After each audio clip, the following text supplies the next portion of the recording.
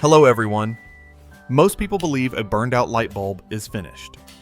You flip the switch, it does not light up, and that is the end of it. But if you look closer, in many cases, the bulb is not completely dead. The problem often comes from a very small part inside.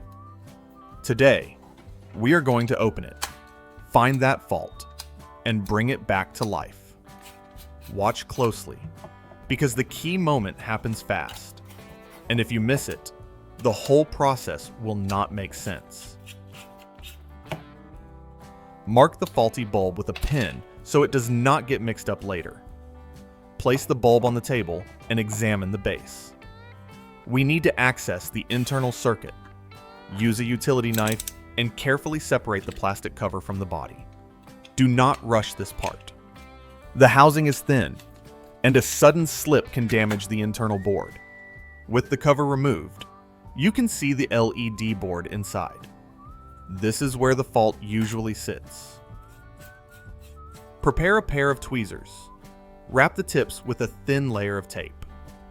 This adds insulation and helps prevent accidental short circuits.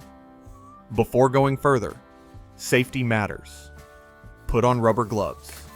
Make sure you are standing on a dry surface. If possible, wear insulated shoes. These small steps reduce risk when working with electrical parts. Turn on the power. Gently touch across each LED chip one by one. When the tweezers contact a working chip, nothing changes. The board stays off. When the tweezers touch the faulty chip, something different happens. The entire board lights up for a brief moment. That tells us the circuit is complete when that bad component is bypassed. That chip is the problem. Mark it clearly with a pen. Turn off the power and remove the board from the socket. Now we move to repair. Use the knife to carefully pry the damaged chip off the board. Work gently. Do not scratch the surrounding traces. Once the chip is removed, you will see two small contact points where it was connected. To bridge that gap, we need a conductive material. A simple solution comes from something unexpected. Take a piece of thin aluminum foil, like the type found inside a cigarette pack.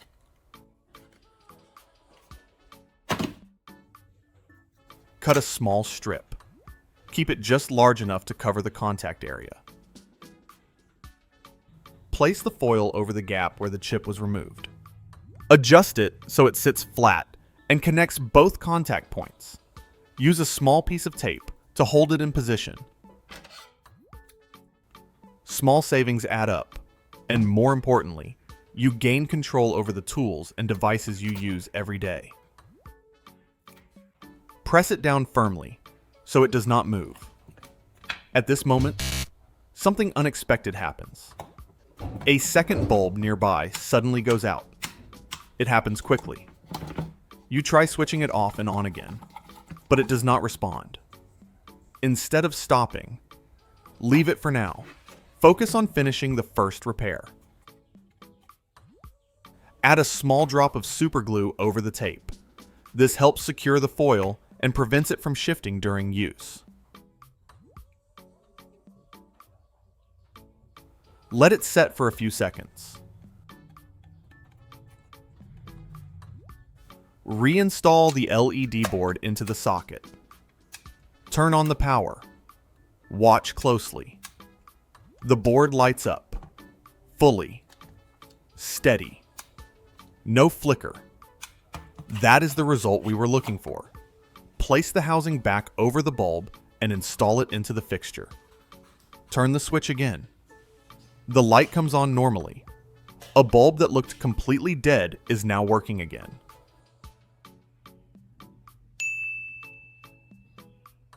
Now return to the second bulb that failed earlier. Remove it and repeat the process.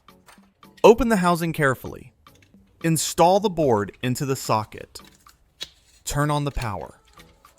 Again, no light.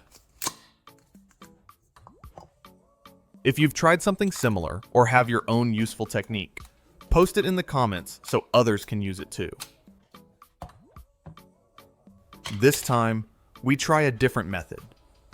Prepare a piece of solid copper wire. Strip both ends and sharpen them slightly. What makes this work is understanding how the circuit behaves. When one LED fails, it can interrupt the entire chain. By bridging that gap, the circuit is restored, and the remaining LEDs continue to function. Bend the wire into a shape that allows you to hold it easily while making contact with the board. Make sure you're still wearing gloves. Keep your hands steady. Use the wire to touch across each LED chip, just like before. Move slowly from one to the next. Stay focused. When the wire touches the faulty chip, the board lights up briefly. That confirms the location of the problem. Mark it. Turn off the power and remove the board. This is the kind of practical solution that makes a difference over time. Use the knife to remove the damaged chip. Clean the contact area carefully. Each method has its place.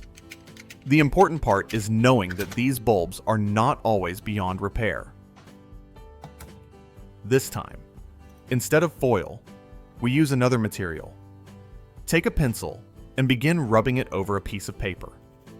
Fine graphite dust starts to collect. The core of a pencil is made of graphite, which conducts electricity. Gather enough of this powder. Apply the graphite onto the contact points where the chip was removed. Build up a thin layer. The particles settle into the gap and begin forming a conductive path. Press a small piece of tape over the graphite to hold it in place. With a bit of patience, you can extend their life and avoid unnecessary replacement. Add a drop of super glue to secure everything. Give it a moment to set. Reinstall the board into the socket. Turn on the switch. The light comes on. Stable, bright, just like before. At this point, you have two working bulbs again. If this method helps you bring a bulb back to life, try it again on others. Share what works best for you. There are always small improvements to discover. Stay with the channel. There are many more ways to repair and reuse everyday items, using simple techniques that anyone can follow.